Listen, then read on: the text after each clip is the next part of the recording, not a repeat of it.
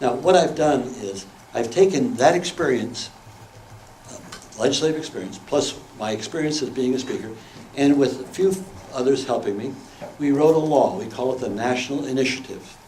And this National Initiative is 5,600 words. You can go on to a website, nationalinitiative.us, and you can read it. Nationalinitiative.us or ni4d.us, number 4d.us. And you can read the text of the law. And it took 7 years to write that law. What that law does, it empowers the people to be able to make laws in every government jurisdiction of the United States. There's no difference between the legislative process, let's say, at the level of this community, or at the state level, or at the federal level. It's really all the same process. And so what you can do is, like if you want to have a piece of legislation, let's say we're going to organize and we want to get out of Afghanistan. So what we do is we call up the Citizens Trust or the Electoral Trust, which manages the procedures on behalf of the people. And we ask the trust, would you draft legislation to get us the hell out of Afghanistan? They do it, we look at it, and that's their nickel. We haven't spent a penny yet. And so we look at that and say, oh, okay, fine, we buy that. They make sure it's constitutional and all of that. So now we have this legislation in front of us. We've got to get it qualified. So now this is where we've got to put up our money. If it's going to be a substantial piece of legislation, we should be able to raise at least $30,000. That's what it would cost to have a national poll.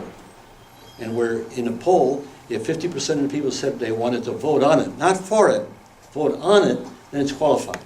Or you could turn around and you could go to get a petition, like you do in California, but we'd do it differently. Get a petition, and we use electronic signatures. So for less than $30,000, you could probably get enough people to sign on a petition to get it on the ballot. Now it's on the ballot, you're qualified. We don't have to spend another sou. From then on, it's all public monies. What the Electoral Trust turns around and uses one of the staff persons to chair a hearing. Now, we, on our one side, members of the Congress, national legislation, they sit there, and we now solicit and bring in expert testimony on what we should be doing. Now, that's the hearing process. That's the way the Congress does it. Okay? But we do it with the most advanced technology. So we can get on every one of your television sets or every one of your computers. Because the minute we have our initiative qualified, there's a web page that comes up for that one initiative, and you can video stream all activities related to that initiative by just logging on. After we have the hearing, then what we've done is we've set up in the law a deliberative body. What that is, maybe we take 10 million Americans, we qualify them. They don't have to be qualified to be PhDs. They just have to be qualified to be reasonably erudite in the problems of governance. And then they're qualified. They're in a pool. And they could be made up of stockbrokers who are making $1 zillion a year, or a person who's on the back end of a dump truck or a garbage truck. They could be in this pool. Now what we do is, if it's an initiative in California, we pick the pool of Californians. If it's national, we pick the pool from the nation. And those people come together, and whatever they're making as a stockbroker or at the back end of a garbage truck, that's exactly what they get paid. So that the employer is not out a sou, and they're not out a sou if they do their civic duty. So now they sit there as a committee. We bring them together in one locale, and they sit there and they deliberate. And they have the ability to amend. Now, we as sponsors of this initiative, we can step in and make our case with them or argue with them. But they have the power to turn around and amend our process, our initiative, to send it forward.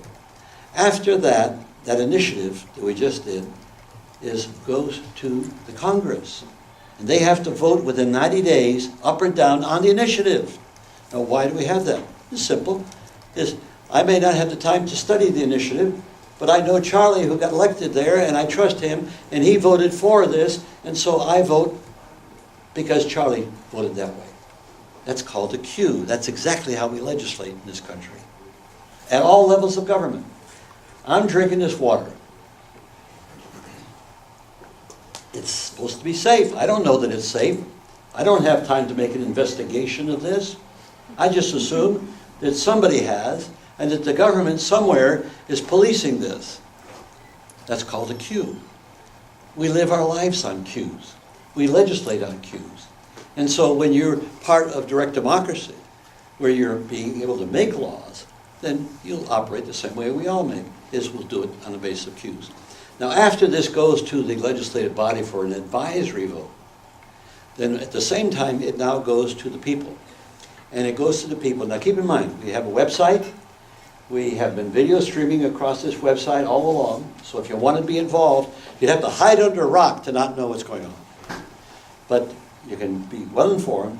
And then lo and behold, what happens is now we get the communications. The website's one. We print a brochure on each initiative, not on all the initiatives, on each initiative that has the pros, the cons, the environmental impact, the social impact, whatever impact there is, it's in this booklet. And it's sent to everybody who's a voter, registered voter, 30 to 15 days before the election. Not any earlier than that. Because people don't focus on issues in elections until about 15 days out. So that you get. Now, in addition to that, we will commission, the Electoral Trust will commission a video. It'll be a half hour or an hour long, depending on the subject. They'll be mandatorily played at prime time on the networks of the United States, so that you will see factually the information about this initiative that you're going to vote on. We do the same thing for radio. We do the same thing for newspapers. We've got it so designed that Bill Gates could spend $1 zillion opposing the initiative. It has to be his personal money, because we've outlawed all corporate monies. Only money that can go into an initiative process for or against has to come from a natural person. That's code for a human being, not an artificial corporation. And so now what you have is an electorate that's totally informed, and you may not vote. You're not interested in that subject, so why should you vote? I wouldn't probably vote. A lot of votes I didn't vote on in the Senate because I wasn't interested in, and I didn't think they were important. If you didn't vote on this initiative and it turned around and sort of bit you on the behind, I'll tell you, the next time there's an initiative, you'll pay a little more attention and you may vote. That's the process that goes on. The most significant gain of empowering you to be able to become lawmakers and set policy that you live by, not by what somebody else wants you to live by. The most thing is that you become adults. Now, and I'm not just talking about you, I'm talking about people my age, we are stuck in civic adolescence. What is adolescence? Oh, I want this, but I don't want to pay for it. I want mom and pop to do this. I want this. I want, but I don't want to do anything responsible for it. What's a citizen? Oh, I want that road paved, but I don't want to pay taxes. I want to go to war, but don't bother me with the details. Let some other kid go get his head shot off. That's adolescent behavior. Now, how do you go from adolescent behavior to adulthood, which is you're about to embark upon that tail end of that journey?